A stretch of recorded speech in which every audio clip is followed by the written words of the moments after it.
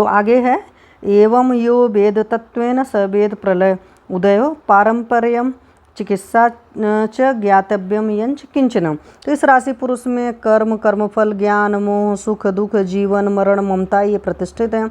जो इस बात को यथार्थ रूप से जानता है वही प्रलय और सृष्टि को अथवा पुरुष के जीवन मरण को जान सकता है। वह व्यक्ति शरीर के पराभव को अर्थात एक शरीर के बाद दूसरे के धारण को, चिकित्सा को तथा जो कुछ भी ज्ञ है वह उन सबको जान सकता है। चिकित्सा के प्रयाय से जहाँ साधारण रोग निवृत्ति साधन है से है, वहाँ आत्यंतिक दुख की निवृत्ति के साधन से भी है, जिससे पुरुष बंध से मुक्त हो जाता है। तो भास्तम सत्यम अनिर्तम वेदाः कर्म शुभम अशुभम न स्यात् कर्ता वेदिता च पुरुषो न भवेद यदि नाश्रयो न सुखम नार्तिर्न गतिर्न वाक् न विज्ञानं न शास्त्राणि न जन्म मरणं न च न बंधो न च मोक्ष स्यात् पुरुषो न भवेद्यति कारणं पुरुषस्तस्मात् कारणज्ञ रुदाहृत। तो दूसरे प्रश्न जिस हेतु कारण है का उत्तर। यदि कर्ता और ज्ञाता पुरुष न हो तो दीप्ति, अंधकार, सत्य, झूठ, वेद, शुभ और अशुभ कर्म न हो, न शरीर, न सुख, न दुख, न गति, न आगति, न वाणी, न विज्ञान, न शास्त्र, न जन्म, न मरण, न बंध, न मोक्ष हो, यदि पुरुष न हो, अर्थात पुरुष के होने पर ही इन सब की सार्थकता है। यदि पुरुष न हो तो ये भी उपपन्न नहीं होते। अतएव कारण को जानने वाले ने पुरुष को कारण बताया है। चक्रपाणी भी रज और तम से प्रतिभा और मुंह को रज और तम से प्रतिमा और मुंह का ग्रहण करता है। यहाँ पुरुष से आत्मा का ग्रहण है। गंगाधर के अनुसार वह पुरुष चतुर्विंशति ही है, अर्थात यदि 24 धातु वाला पुरुष न हो तो दिनादि रूप प्रकाश, रात्रि आदि रूप अंधकार, सत्य झूठ आदि की सत्ता नहीं रहेगी। क्या कोई ज्ञाता भुक्ता क्योंकि कोई ज्ञाता भुक्ता या करता ही न होगा। आगे है न च एत कारणम आत्मा स्यात् खादय स्युर हेतुका न च सुसंभवेज ज्ञानम न च तय स्यात् प्रयोजनम। तो यदि आत्मा कारण न हो तो आकाश आदि व्यर्थ हो, अर्थात ये जड़ हैं। जब तक चेतना न हो कोई कार्य नहीं हो सकता। अदृष्ट या व धर्म अधर्म की प्रेरणा से ही ये महाभूत शरीर को उत्पन्न करते हैं और धर्माधर्म का आश्रय आत्मा है। अथवा खादि से केवल महाभूतों का ग्रहण करके आत्मा अतिरिक्त शेष बुद्धि आदि संपूर्ण धातुओं का ग्रहण करना चाहिए, क्योंकि 24 तत्व से ही राशि पुरुष होता है, अर्थात आत्मा के अतिरिक्त सब जड़ हैं। केवल मात्र जड़ से चेतन शरीर की उत्पत्ति नहीं होती है। इन जड़ पदार्थों में ज्ञान भी नहीं हो सकता और आत्मा के न होने से निष्प्रयोजन हो जाते हैं। पुरुष के भोग के लिए ही शरीर की सृष्टि होती है। यदि आत्मा ही न हो तो यह निष्प्रयोजन हो। कृतम मृददंडश्च कुंभकारिधृते घटम कृतम मृतृणक काष्ठश्च गृहकाराद विनागृहम यो वदेदेहम संभूय कर्णय कृतम बिना कर्तारहम ज्ञायाम युक्त त्यागम बहिष्कृत। तो जो मूर्ख कुम्हार के बिना मिट्टी, दंड और चक्र इन कारणों के समूह से ही घट बन जाता है, यह कहता है। अथवा जो मूर्ख गृहकार के बिना मिट्टी, तृण और लकड़ी के समूह से स्वयं घर बन जाता है, यह कहता है। वही युक्ति और शास्त्र से रहित अज्ञानी शरीर को कर्ता के बिना केवल जड़ धातुओं के समूह से उत्पन्न हुआ मान सकता है। अब प्राय है कि घड़ा या घर केवल मात्र मिट्टी आदि से स्वयं नहीं बन सकते हैं, वहाँ कुम्हार या गृहकार की आवश्यकता होगी। यह सबको प्रत्यक्ष है। इस प्रकार जड़ महाभूतों से व धातुओं से बिना आत्मा के देह की उत्पत्ति नहीं हो सकती, क्योंकि किसी कर्ता के बिना कारण व साधन स्वयं प्रवृत्त नहीं होते। कुल्हाड़ी स्वयं लकड़ी को नहीं चीरती जब तक पुरुष की प्रेरणा न हो। इसी प्रकार यहाँ पर भी साधनभूत पंच महाभूतों से या अन्य जड़ धातुओं से स्वयं देह उत्पन्न नहीं होता जब तक अदृष्टयुक्त आत्मा की प्रेरणा न हो। आत्मा से प्रेरित तत्वों से ही भोगायतन शरीर उत्पन्न होता है। जो कर्ता के बिना कारण से स्वयं उत्पत्ति मानता है उसे मूर्ख जानना चाहिए। तो आगे है कारणम पुरुष सर्वे प्रमाण रूप लभ्यते येभ्य प्रमेय सर्वेभ्य आगम्यभ्य प्रमीयते। तो जिन सब आगमों से प्रमेय, आगम मतलब प्रत्यक्ष अनुमान आगम प्रमाण से, प्रमेय मतलब द्रव्य गुण कर समय आदि प्रमाणगम्य पदार्थ जाने जाते हैं, उन्हीं सब प्रमाणों से पुरुष कारण है यह बात जानी जाती है।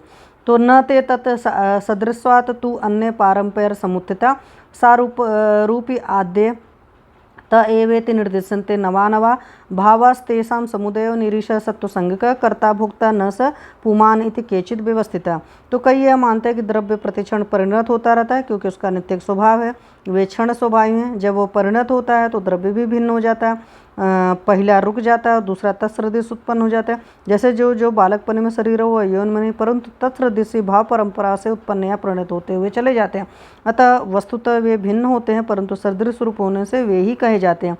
बाल्यावस्था में देखे हुए देवदत्त को युवावस्था में भी यही कहते हैं कि यह वही देवदत्त है। वहाँ पर वस्तुतः देवदत्त भिन्न है, परंतु बाल्यावस्था से परिणत होता तत्सदृश रूप वाला ही युवावस्था में देवदत्त है। अतः वही देवदत्त है, यह प्रतीति होती है। आगे है, इसी प्रकार परंपरा से प्रकट होते हुए नए नए भाव वे ही द्वारा निर्दिष्ट होते हैं। उन्हीं भावों का समुदाय आत्मा रहित प्राणी संज्ञक है।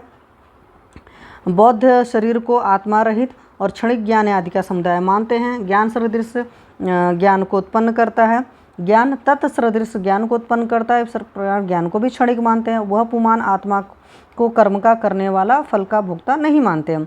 तो तेषामन्य कृतस्यन्य भावा भावैर्नवः फलम भुंजते सदृशः प्राप्तम यैरात्मानोपदिश्यते। परंतु जो नित्य आत्मा को नहीं मानते और क्षणिकवादी हैं, उनके मत में यह दोष आता है कि दूसरे भाव से किए गए कर्म का तत्सदृश उत्पन्न हुए नवीन भाव फल को भोगते हैं। देवदत्त ने कर्म किया और फल भोगा, यज्ञदत्त है, क्योंकि जिसने कर्म किया वह तो फल को भोग ही नहीं सकता, उसका तो वही निरोध हो गया और नवीन भाव तत्सदृश उत्पन्न हो गया। अन्य भी दोष आते हैं। जो बालकपन में हमने अनुभव किया उसका यौवन या वृद्धावस्था में स्मरण न होना चाहिए, क्योंकि देखा एक ने स्मरण हो दूसरे को यह नहीं हो सकता। कुसुमांजलि में उदयाचार्य ने भी कहा है, नान्य दृष्टम न स्मरन्ति अन्यो नैकम भूतम अपक्रमात् वासना असंक्रमो नास्ति न च गत्यंतरम स्थिर इत्यादि इनका विचार दार्शनिकों से करना चाहिए। तो करणाने अन्यथा दृष्टा कर्तु कर्ता स एव तु कर्ता ही करणयुक्तम कारणम सर्वकर्मणाम। तो कर्ता के कारण तो भिन्न भिन्न अथवा विविध देखे जाते हैं, पर कर्ता वही रहता है।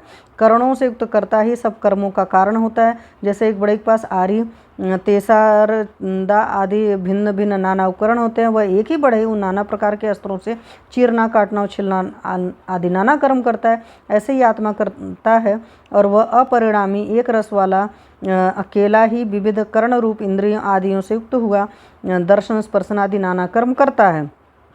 शरीर क्षणिक है, पर आत्मा को अपरिणामी एक रस मानना होगा, जिसे कर्ता स्वीकार करना होगा। शरीर से भिन्न एक रस आत्मा के मानने से पूर्वोक्त दोष नहीं आएगा। तब जो कर्म एक ने किया वह उसी को भोगना पड़ेगा, अन्य को नहीं, क्योंकि कर्ता एक है। इसी प्रकार बालकपन में अनुभूत विषय का स्मरण युवावस्था या वार्धक्य में भी हो जाएगा, क्योंकि करण के भिन्न होने पर भी कर्ता वही है। तो निमेष कालाद भावानां काल शीघ्रतरो अत्येय भग्नानां न पुनर्भावः कृतं नान्यमुपैति च मत्तं तत्व विदाम एतद्य तस्मात् स कारणं क्रिया उपभोग भूतानां नित्यः पुरुष संज्ञकः। तो इसमें यह है कि भावों के विनाश में काल निमेष काल से भी शीघ्रतर होता है, अर्थात एक पलक मारने में जितना काल लगता है, भावों का विनाश उसकी अपेक्षा से भी अतिशीघ्र होता है। नष्ट हुआ भाव पुनः नहीं आता, एक का क्रिया किया हुआ दूसरे को प्राप्त नहीं होता। यह तत्व ज्ञानियों का मत है। अतः आत्मा को कारण मानना पड़ेगा, अर्थात शरीर, इंद्रियां आदि भाव क्षणिक हैं, एक एक क्षण में बदलते जाते हैं। प्रथम भाव के नष्ट होने पर पुनः नहीं आता, नया ही उत्पन्न होता है। अतः एक भाव द्वारा किए गए कर्म का उसे ही फल नहीं मिल सकता, क्योंकि काल इतना शीघ्रतर है कि उसका फल उस समय मिलना ही असंभव है। अतः हमें एक ऐसी नित्य वस्तु स्वीकार करनी पड़ेगी जिसका अकेले इन सब शरीरों के साथ संबंध हो, और उसे ही कर्ता या भोक्ता स्वीकार करना पड़ेगा। यह आत्मा है। अतः उपयुक्त हेतुओं से भूतों की क्रिया तथा फल उपभोग में नित्य तथा पुरुष संज्ञक आत्मा कारण माना जाता है। अहंकार फलम कर्म देहांतर्गति स्मृति विद्यते सति भूतानां करणे देहम अंतरा। तो प्राणियों के शरीर से भिन्न कारण के होने पर भी अहंकार, फल, कर्म, देहांतर में जाना, स्मरण ये होते हैं। अर्थात से व्यतिरिक्त आत्मा के होने से ही मैं जानता हूँ, मैं देखता हूँ इत्यादि अहंकार होता है। मैं गोरा हूँ, मैं मोटा हूँ इत्यादि में मैं यह उपचार से है। यदि आत्मा को न माने तो जड़ शरीर भोक्ता व कर्ता हो ही नहीं सकता। यदि कतश्चित क्षणिक शरीर को चेतना मान लें तो फल की इच्छा से पुरुष कर्म करता है, परंतु जो कर्म करने वाला हो उसे तो फल मिलना ही नहीं, तो कर्म क्या करेगा। इस प्रकार जो कथनचित कर्म करता है उसे फल प्राप्ति नहीं होती। यदि नित्य आत्मा को कर्ता या भोक्ता न माने तो मृत्यु के पश्चात देहांतर प्राप्ति नहीं हो सकती। आत्मा ही नवीन देह को धारण करता है, इस विषय में गीता में भी कहा है, वांसांसि जीर्णानि यथा विहाय नवानि गृह्याति नरोपराणि तथा शरीराणि विहाय जीर्णानि अन्यानि संयाति नवानि देहि। तो नित्य आत्मा को स्वीकार करने पर ही स्मरण हो सकता है, अन्यथा नहीं है। पहले कह चुके हैं, नान्यम अदृष्टम स्मरन्ति अन्यहम। तो प्रभो न ही अनादित्वाद विद्यते परमात्मनः पुरुषो राशि संज्ञस्तु मोह इच्छा द्वेष कर्मज। तो तीसरे प्रश्न, पुरुष का उत्पत्ति स्थान या उत्पत्ति कारण कौन है का उत्तर, यदि पुरुष से परमात्मा व चेतना धातु मात्र का ग्रहण करते हो तो उसके अनादि होने से उसका उत्पत्ति कारण नहीं है। राशि पुरुष का उत्पत्ति कारण है। मोह इच्छा या द्वेष से किए गए शुभ अशुभ कर्म से राशि पुरुष उत्पन्न होता है। मोह इच्छा और द्वेष इन तीनों से ही प्रवृत्ति होती है। काम क्रोध आदि का इन्हीं में अंतर्भाव हो जाता है। न्याय दर्शन में भी कहा है, तत्र तैराश्यम राग द्वेष मोह अर्थांतर अभावात। तो वात्स्यायन ने भाष्य करते हुए कहा कि राग में काम, मत्सर, स्प्रिया, तृष्णा और लोभ का समावेश होता है। द्वेष में क्रोध, ईर्ष्या, असूया, दूसरे के गुणों में दोषारोपण, द्रोह, अमर्ष इनका अंतर्भाव होता है। असहिष्णुता, मोह में मिथ्या ज्ञान, संशय, मान और प्रमाद का अंतर्भाव होता है। अर्थात पूर्व जन्म में राग द्वेष मोह से जो अशुभ अशुभ कर्म किए होते हैं उसी के फलस्वरूप धर्म अधर्म से यह जन्म होता है। आत्माज्ञ कर्ण योगाज ज्ञानम तवस्य प्रवर्तते करणानाम एव नाम एवं अल्ल्याद योगाद्वा न वर्तते।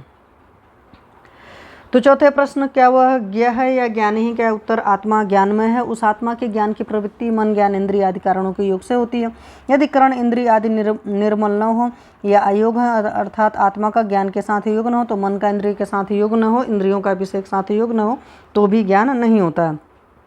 तो पश्यतो अपि यथा अदृश्य संकृते नास्ति दर्शनम तत्त्वं जले वा कलुषे चेतस्य उपहते। तथा तो चक्षु होते हुए भी पुरुष को मलिन दर्पण में देखने से अपना रूप ठीक दिखाई नहीं देता, अथवा जैसे मलिन जल में पड़ी हुई वस्तु दिखाई नहीं देते, वैसे मन का भी किसी प्रकार का विघात होने से ठीक ठीक दिखाई नहीं देता। मन यहाँ उपलक्षण मात्र है, इस इंद्रियों का भी ग्रहण होता है, अर्थात इंद्रिय विघात से भी मन से भी ज्ञान नहीं होता, अथवा अंधा बहिरा होना भी आदि इंद्रिय विघात से समझा जाता है। तो करणानि मनोबुद्धि कर्म इंद्रियाणि च कर्तु संयोगजम कर्म वेदना बुद्धिरेव च। तो कर्ण मन, बुद्धि आदि ज्ञानेन्द्रिय कर्म इंद्रिय के कारण है। कर्ता आत्मा का करणों के साथ संयोग होने से कर्म वेदना व ज्ञान होता है। कर्म वेदना और ज्ञान ये आत्मा का करणों से संयोग होने पर होते हैं। सुख दुख आदि के ज्ञान को वेदना कहते हैं। कर्मेंद्रियों के कर्म ग्रहण धारण आदि कहे जा चुके हैं। ज्ञानेंद्रियों के कर्म शब्द आदि विषय का ग्रहण है। मन का कर्म इंद्रियों के प्रति जाना चिंता तर्क विचार आदि हैं। बुद्धि का कर्म त्याग ग्रहण उपेक्षा आदि का निश्चय करना है। तो न एक प्रवर्तते कर्तु भूतात्मा नाश्नुते फलम संयोगाद वर्तते सर्वम तमृते नास्ति किंचनम। तो भूतात्मा अकेला किसी कर्म को करने में प्रवृत्त नहीं होता और न ही अकेला फल को भोगता है। सब कुछ संसार संयोग सही है, संयोग के बिना कुछ भी नहीं है। अर्थात राशि पुरुष ही कर्म कर सकता है, वही फल को भोगता है। सांख्य कारिका में भी कहा है, पुरुषस्य दर्शनार्थे कैवल्यार्थे तथा प्रधान से षड्बंध उभयोदयोरपि संयोगस्ततः तत्कृत सर्ग। तो पुरुष द्वारा सर्व कारणभूत प्रधान प्रकृति को देखने के लिए तथा पुरुष के मोक्ष के लिए लंगड़े और अंधे की तरह संयोग होता है। इस प्रकार दोनों में उपकारक भाव है। भोग और मोक्ष के लिए संयोग ही महत्त्व आदि की सृष्टि करता है। तो न ही एको वर्तते भाव वर्ते न अपि अहेतुक शीघ्रगत्वात् स्वभावत्वात् भावो न व्यतिवर्तते। तो भाव अकेला नहीं होता अर्थात संयोगज होता है। भाव हेतु रहित भी नहीं होता अर्थात उसका कारण अवश्य होता है। भाव पदार्थ शीघ्र गमन करने के स्वभाव को लांघता नहीं, अपने नित्य स्वभाव को त्यागता नहीं, प्रतिक्षण परिणत होता ही रहता है। तात्पर्य यह हुआ कि भाव की उत्पत्ति में तो कारण होता है, परिणाम में कारण नहीं होता, वह स्वभाव से ही होता है। सदृश उत्तरावस्था को उत्पन्न कर पूर्वावस्था का नाश होना ही परिणाम से विपरीत है। यह परिणाम स्वभाव से ही होता है और कोई हेतु नहीं, अर्थात अभाव का हेतु नहीं और भाव का हेतु है। सूत्र स्थान के चिकित्सा प्रवृत्ति नाम 16वें अध्याय में कह भी आए हैं, प्रवृत्तिर हेतुर्भावानां न निरोधे अस्ति कारणम अनादि पुरुषो नित्यो नित्यो विपरीतस्तु हेतुज सदकारणम अनित्यम दृष्टम हेतुज अन्यथा। तो 5वें प्रश्न, यह नित्य है या अनित्य का उत्तर, अनादि पुरुष नित्य है। हेतु से उत्पन्न राशि पुरुष अनित्य है, अर्थात मोह इच्छा द्वेष से उत्पन्न वाला राशि पुरुष अनित्य है। जो द्रव्य सत्य सत्ता योगी हो परंतु उसका कोई कारण न हो तो वह नित्य होता है, जिसका कारण हो वह अनित्य होता है। अनादि पुरुष सत्ता रूप तो है परंतु कारण कोई नहीं, अतः वह नित्य है। और राशि पुरुष की दीप सत्ता है और पर कारण भी है, तो सूत्राम वह अनित्य होगा। वैशेषिक का सूत्र भी है सदकारण व नित्यम तदेव भावाद ग्राह्यम नित्यत्वम न कुतश्चन भावाज गेयम तद व्यक्तम अचिंत्यम व्यक्तम अन्यथा। तो जो उत्पत्ति धर्म से रहित है वही नित्य होता है, जो उत्पत्ति धर्म है उसकी किसी भी हेतु से नित्यता नहीं हो सकती। तो जो नित्य पुरुष है वह व्यक्त है, अतएव अचिंत्य है। जो राशि पुरुष अनित्य है वह व्यक्त है और चिंत्य है। तो व्यक्तम आत्मा क्षेत्रज्ञ शाश्वतो विवृभ्य तस्माद अदन्यत तद अन्यत तद व्यक्तम। तो वह व्यक्त आत्मा है, यह आत्मा क्षेत्रज्ञ है, क्षेत्र शरीर को कहते हैं, उसका ज्ञाता है, अनादि अनंत है, व्यापक और अविनाशी है। इससे जो भिन्न वस्तु है राशि पुरुष वह व्यक्त है, कारण से उत्पन्न होता है और प्रकट होता है। जो उत्पत्ति धर्म से अग्राह्य है वह व्यक्त होता है और जो उत्पत्ति धर्म से ज्ञेय है वह व्यक्त होता है। यह ऊपर कहा गया।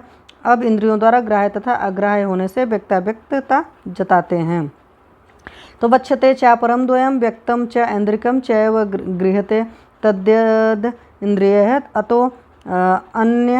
अतो अन्यर पुनर्व्यक्तम लिंग ग्राह्यम अतीन्द्रियम। तो अब अन्य प्रकार का व्यक्त बताया जाएगा जिसका इंद्रियों से ग्रहण होता है, ज्ञान होता है, वह इंद्रिय कहलाता है और वह व्यक्त होता है। इससे भिन्न जो इंद्रियों से ग्राह्य नहीं, ज्ञेय नहीं, वह इंद्रिय कहलाता है, वह व्यक्त होता है परंतु उसका ज्ञान लिंगोस होता है। यहाँ पर यह समझ लेना चाहिए कि जिसका ग्रहण अनुमान द्वारा ही होता है वह अव्यक्त है। वैसे तो जिसका प्रत्यक्ष होता है उसका भी अनुमान द्वारा ग्रहण हो सकता है पर वह अव्यक्त नहीं होगा। तो खादिन बुद्धिर अव्यक्तम अहंकारस तथा अष्टमा भूतिर प्रकृति रुच्छिष्टा। तो छठे प्रश्न का उत्तर प्रकृति क्या है, विकार कौन है का उत्तर है आकाश आदि पंच महाभूत, बुद्धि आकाश आदि 5 सूक्ष्म भूत, बुद्धि, अव्यक्त, अहंकार, ये 8 भूत प्रकृति हैं। उनमें मूल प्रकृति तो प्रकृति मात्र ही और शेष 7 प्रकृति और विकृति दोनों हैं, पर प्रकृति भी होने से यहाँ प्रकृतियों में ही गिन दिए गए हैं। तो आगे है विकाराश्च षोडशा। तो बुद्धि इंद्रियाणि पंचैव पंचकर्मेन्द्रियाणि च समनस्काश्च पंचार्था विकारा इति संज्ञा। तो विकार 16 है, 5 ज्ञानेन्द्रिय, 5 कर्मेंद्रिय, मन और रूप रस आदि 5 विषय, ये 16 विकार कहलाते हैं जो भी है। तो इति क्षेत्रम समुच्छिष्टम सर्वम अव्यक्तम वर्जितम अव्यक्तम अस्य क्षेत्रस्य क्षेत्रज्ञम ऋषयो विदुम। तो अव्यक्त को छोड़कर शेष भूत प्रकृति और विकार का नाम क्षेत्र है। ऋषि लोग इस क्षेत्र के क्षेत्रज्ञों को अव्यक्त जानते हैं अथवा अव्यक्त क्षेत्रज्ञ को ऋषि ही जानते हैं, सामान्य पुरुष नहीं जान सकते। भगवत गीता में भी कहा है इदम शरीरम कौन्तेयम क्षेत्रम इति अभिधीयते एतद् यो वेत्ति तः प्राहु क्षेत्रज्ञम इति तद्विदः क्षेत्रज्ञश्च अपि मा विद्धि सर्वक्षेत्रेषु भारतः क्षेत्रज्ञोर्ज्ञानं तद् यत्तज् ज्ञानं मतं मम महाभूतानि अहंकारो बुद्धिरव्यक्तमेव च इंद्रियाणि 10 एकश्च पंच च इंद्रिय गोचरः इच्छा द्वेष सुखम दुखम संघातश्चेतना धृति एतत् क्षेत्रम समासेन सविकारम उदाहृतम। तो यहाँ पर जो अव्यक्त शब्द है वो सत्व रजतम इन 3 गुणों के साम्य रूप मूल प्रकृति के लिए है। और जो भगवान आत्रेय ने क्षेत्र को बताते हुए अव्यक्त को छोड़कर ऐसा कहा है, वहाँ यहाँ अव्यक्त शब्द आत्म संयुक्त मूल प्रकृति के लिए है, अतः दोनों में विरोध नहीं है। मोक्षाधिकार में प्रकृति और आत्मा को पृथकतया जानना होता है, पर शरीर शास्त्र में प्रकृति और आत्मा के संयुक्त रूप को जानना आवश्यक है। तो जायते बुद्धिरव्यक्त्याद बुद्धिया अहम इति मन्यते परम खादीन अहंकाराद उत्पद्यन्ते तथा क्रमम। तो अव्यक्त से बुद्धि उत्पन्न होती है और बुद्धि से अहंकार उत्पन्न होता है। अहंकार से आकाशात 5 तन्मात्राएं 16 विकार अपने क्रम से उत्पन्न होते हैं। याज्ञवल्क्य संहिता में भी कहा है बुद्धिरुत्पत्तिरव्यक्तात् ततो अहंकार संभव तन्मात्राणि ही अहंकाराद एकोत्तर गुणानि च शब्द स्पर्श रूपम च रसोगंधश्च तद्गुणा। तो अहंकार 3 प्रकार का, सात्विक, राजस और तामस। इन्हीं का नाम वैकारिक, तेजस और भूतादि है। वैकारिक अहंकार से जिसमें तेजस का भी साथ होता है तथा किंचितम होता है। 11 इंद्रियां उत्पन्न होती हैं। 5 ज्ञानेंद्रियां, 5 कर्मेंद्रियां तथा ज्ञान कर्म उभयात्मक मन ये मिलकर 11 होते हैं। भूतादि अहंकार से जिसमें तेजस का साथ हो तथा कुछ सत्व हो 5 तन्मात्राएं उत्पन्न होती हैं। शब्द तन्मात्र, स्पर्श तन्मात्र, रूप तन्मात्र, रस तन्मात्र और गंध तन्मात्र। शब्द, स्पर्श, रूप, रस और गंध आकाश आदि के गुण हैं। तथा संपूर्ण सर्वांगो जातो अभ्युदिते उच्यते पुरुष प्रलय चेष्टे पुनर्भाव वियुज्यते। तो तदंतर उन सब अंगों से पूर्ण होकर प्रकट हुआ पुरुष उत्पन्न हुआ ऐसा कहते हैं। अर्थात जब अव्यक्तावस्था से व्यक्तावस्था में आता है तब उत्पन्न होना यह शब्द व्यवहार में प्रयुक्त होता है। वह पुरुष प्रलय में बुद्धि आदि इष्ट भावों से युक्त हो जाता है, अतः अर्थात पुनः व्यक्तावस्था से अव्यक्तावस्था में आ जाता है। कहा भी है यो अस्मान निःसृतश्चेषां स तस्मिन्नेव लीयते। अर्थात जो इससे निकला है या प्रकट हुआ है वह उसी में लीन हो जाता है। इस प्रकार व्यक्तावस्था ही अंत में बचती है। अव्यक्तात् व्यक्तताम याति, व्यक्ताद् अव्यक्तताम पुनः रजस्तमोभ्याम अभिष्टश्च क्रमवत परिवर्तते। तो पुरुष सृष्टि के समय अव्यक्तावस्था से व्यक्तावस्था में आता है, पुनः प्रलय में व्यक्तावस्था से अव्यक्तावस्था में चला जाता है। इसी प्रकार बंध के हेतु रज और तम से युक्त पुरुष संसार के चक्कर खाता रहता है। भगवत गीता में भी कहा अव्यक्ताद् व्यक्तयः सर्वा प्रभवन्ति रागमे रात्र्यागमे प्रलीयन्ते तत्रैव अव्यक्त संज्ञके भूतग्राम स एवायं भूत्वा प्रलीयते। रात्र्यागमे अवस पार्थ प्रभवन्ति अहरागमे येषां द्वन्द्वे अहंकार पराश्चर्य उदय प्रलय तेषां न तेषां ये तो अन्यथा। तो इसमें क्या है, जिनका द्वंद्वों में अत्यंत राग है, अर्थात जो काम क्रोध लोभ मोह इच्छा द्वेष से आक्रांत हैं, अर्थात संसार के कारण रज और तम रूप द्वंद्व से घिरे हुए हैं, जो अहंकार में मस्त है, अर्थात वह मेरा है इत्यादि जिनमें विद्यमान मिथ्या ज्ञान है, उन्हीं का ही उदय और प्रलय होता है। कल्प कल्प में जन्म और मरण होता रहता है। जो रज और तम से रहित हैं, जो अहंकार से परे, वे संसार के जन्म और मरण के बंधन में नहीं आते। तो प्राणापानो निमेषाद्य जीवनम मनसो गति इंद्रियांतर संचार प्रेरणम धारणम चयत देशांतर्गति स्वप्ने पंचत्व ग्रहणम तथा दृष्ट से दक्षिणेनाक्षणा सभ्येन अवगमस्तथा इच्छा द्वेष सुखम दुखम प्रयत्नश्चेतना धृति बुद्धि स्मृति अहंकारो लिंगानि परमात्मा। तो आठवां प्रश्न था पुरुष का क्या लिंग है। उत्तर है प्राण अपान निमेष उन्मेष जीवन मन का जाना, मन का एक इंद्रियों से दूसरे इंद्रियों में जाना, प्रेरणा करना, धारण करना, स्वप्न में दूसरे देश में जाना, मरना, दाहिनी आंख से देखी गई वस्तु का बाईं आंख से वही है, यह ज्ञान होना, इच्छा द्वेष सुख दुख प्रयत्न चेतना धृति बुद्धि स्मृति अहंकार ये सूक्ष्म आत्मा के लिंग हैं। इन लिंगों से हम आत्मा का अनुमान करते हैं। वैशेषिक दर्शन में भी कणाद मुनि ने कहा है प्राण अपान निमेष उन्मेष जीवन मनोगति इंद्रियांतर विकारा सु दुख इच्छा द्वेष प्रयत्न आत्मनो लिंगाने। तो प्राण अपान आदि शरीर संचारी वायु बिना प्रयत्न के ऊपर नीचे नहीं की जा सकती। जैसे धोकने से स्वयं वायु बाहर नहीं आती, उसके लिए धोकने वाले की आवश्यकता होती है, उसी प्रकार वायु को ऊपर नीचे ले जाने वाला कोई चेतन होना चाहिए, वह आत्मा है। आँखों के मीचने और खोलने से भी आत्मा को स्वीकार करना पड़ता है। जैसे दरवाजे को खोलने या बंद करने के लिए तीसरे की आवश्यकता है, वैसे ही यहाँ पर निमेष उन्मेष कर्म के लिए कर्ता आत्मा की आवश्यकता है। जीवन से शरीर की वृद्धि या घाव और भग्न के रोहण का ग्रहण करना चाहिए, क्योंकि मृत पुरुष में ये कार्य नहीं होते हैं। जैसे गृह का स्वामी मकान को बनवाता है, छोटे को बड़ा करवाता है, टूटे हुए स्थान की मरम्मत करवाता है, उसी प्रकार देश को बनाने वाले, छोटे को बड़ा करने वाले, टूटे हुए शैलों की पूर्ति करने वाले किसी चेतन को होना चाहिए, और वह आत्मा है। जैसे घर के कोने में बैठा हुआ बालक गणित को फेंकता है, गति देता है, उसी प्रकार अभिमत विषय को कि ग्राहक इंद्रियों की ओर मन को भेजने वाला कोई चेतन होना चाहिए, वह आत्मा है। आचार्य ने अगला लिंग इंद्रियांतर संचार पढ़ा है, जहाँ वैशेषिक न्याय आदमी इंद्रियांतर विकार पढ़ा है। वैशेषिक का सूत्र हम ऊपर दे चुके हैं। न्याय में भी इंद्रियांतर विकारात यह पढ़ा गया, अर्थात अम्ल रसयुक्त द्रव्य को आँख में रखने पर आँख से भिन्न इंद्रिय रचना में विकार देखा जाता है, लाला बहने लगता है। इससे हम जानते हैं कि कोई ऐसा व्यक्ति जो अनेक खिड़कियों में बैठे हुए दर्शक तरह दोनों का दृष्टा है, अन्यथा देखने से ही जीवा में पानी न आता है, क्योंकि वह चक्षु इंद्रिय का विषय नहीं। अतः कोई भिन्न चेतन है जिसका दोनों से संबंध है, वो आत्मा है। इंद्रियांतर संचार से भी ये प्राय लाना चाहिए। अथवा किसी एक इंद्रिय चक्षु देखता है और अभी प्राण से सूंघता है, इससे भी आत्मा का अनुमान होता है। अर्थात भिन्न भिन्न विषय ग्रहण रूप कर्म का करने वाला कोई एक चेतन होना चाहिए। मन को इंद्रियों से प्रेरित करने वाली भी आत्मा ही है। उसी मन को उसी इंद्रियों में स्थिरतापूर्वक कुछ देर रोक रखने वाला भी आत्मा है। इंद्रिय और मन जड़ हैं, वे कर्म नहीं कर सकते हैं। यदि इंद्रियों को चेतन मान लें तो जिसे हमने दाहिनी आंख से देखा है उसे बाईं आंख से देखने पर यह वही है जिसे दाहिनी आंख से देखा था। यह ज्ञान प्रतिज्ञा न हो, क्योंकि चैत्र ने देखा और मैत्र ने स्मरण किया, वह नहीं हो सकता।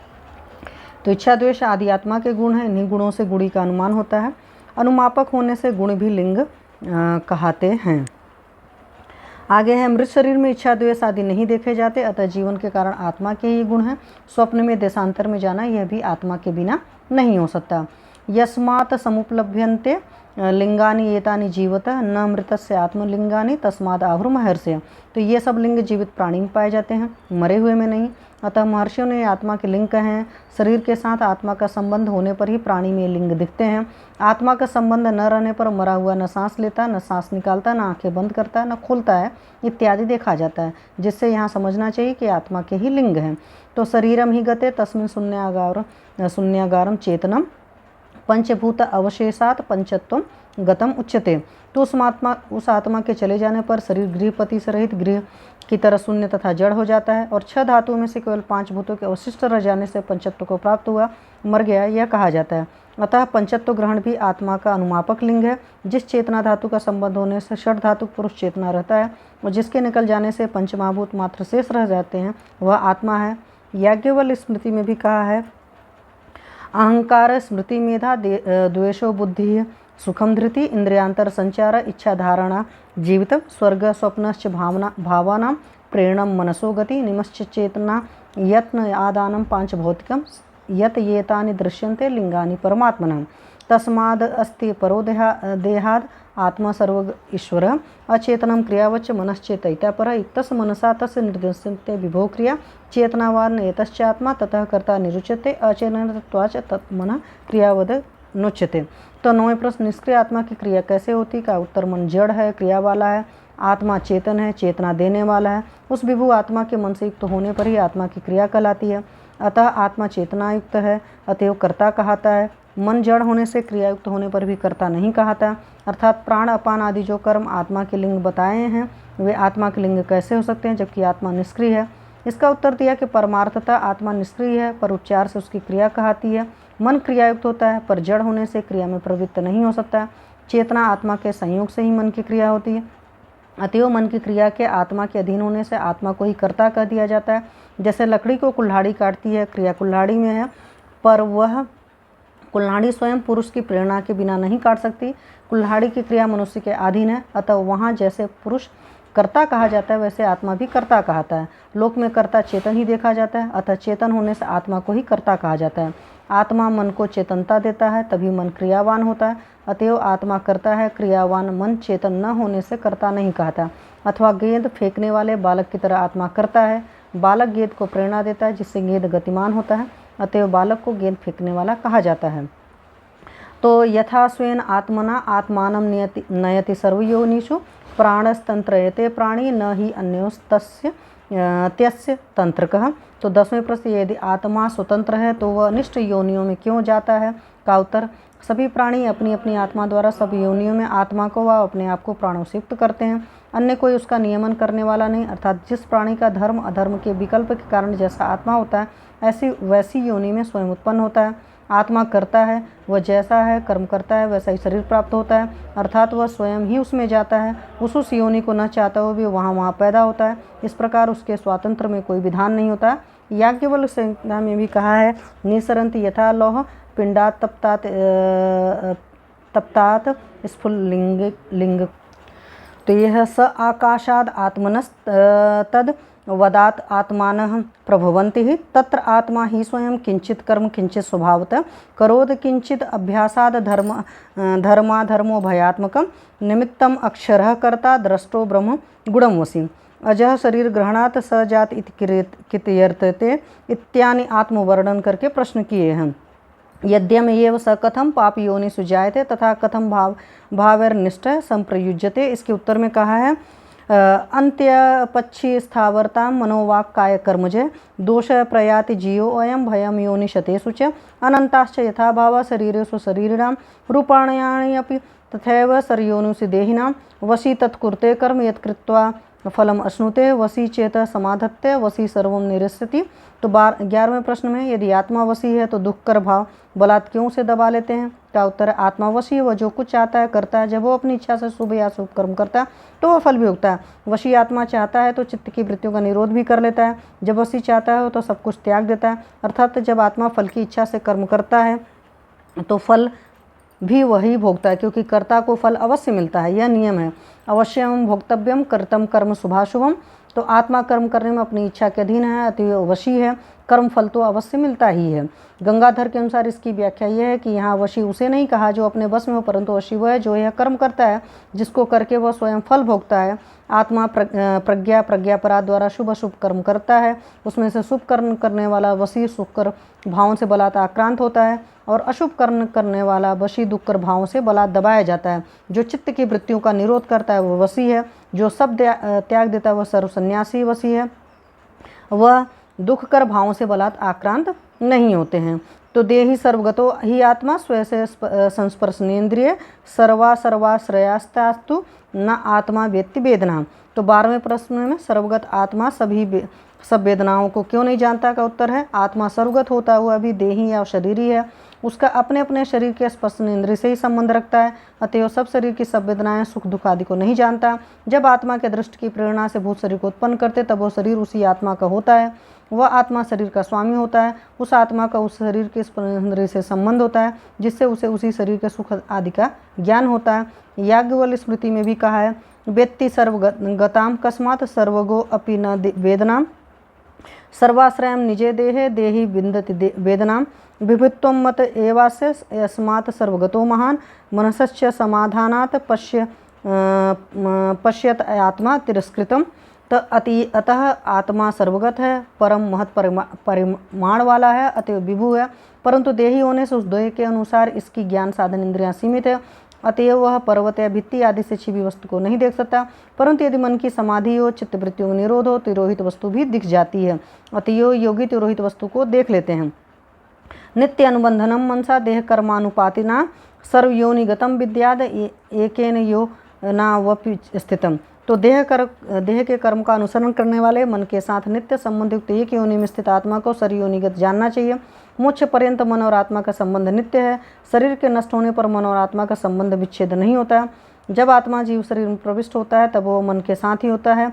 सुश्रुत शरीर में भी कहा है तथा तंच स्त्री पुंसो संयोगे तेज शरीराद वायुर्दीर्यते ततस्तेजो अनिल सन्निपात शुक्रम च्युतम योनिम अभिप्रत्यते तंचे संसृज्यते च आर्तवेन ततो अग्निशोम संयोगात् संसृज्यमानो गर्भाशयम् अनुप्रतिपद्यते। क्षेत्रज्ञो वेदयिता स्पृष्टा घ्राता दृष्टा श्रोता रसयिता पुरुषः स्रष्टा गंता साक्षी धाता वक्ता यह को असावितेयम आदिभिः पर्यावाचनं विवृध्यते। दैव संयोगाद क्षयो अव्ययो अचिंतो भूतात्मना सहानवच्छम सत्वरजस्तमोभिर्दैववासुर परश्च भावैर्वा वायुनारभिप्रेष्यमाणः गर्भाशयम् अनुप्रविश्य अवतिष्ठते।